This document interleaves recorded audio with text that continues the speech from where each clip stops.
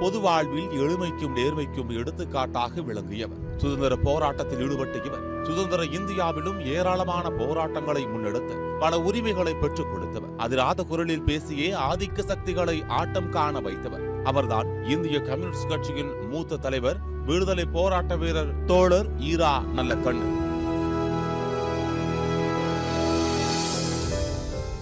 1925ஆம் ஆண்டு ஒருங்கிணைந்த திருநெல்வேலி மாவட்டத்தில் உள்ள ஸ்ரீவைகுண்டத்தில் உள்ள பெரும்பத்து என்ற கிராமத்தில் விவசாய குடும்பத்தில் ராமசாமி கருப்பாகி தம்பதிக்கு டிசம்பர் மாதம் 26ஆம் தேதி மகளாக பிறந்தார் நல்லக்கண்ணு. இவரது பிறப்புக்கும் இந்திய கம்யூனிஸ்ட் கட்சிக்கும் ஒரு மிகப்பெரிய நெருக்கமான தொடர்பு உண்டு. சிங்காரவேலர் தலைமையில் இந்திய கம்யூனிஸ்ட் கட்சி தோன்றிய நாளில் தோன்றிய ஒரே மாமனிதரும் தோழர் ஈரா நல்லக்கண்ணு தான்.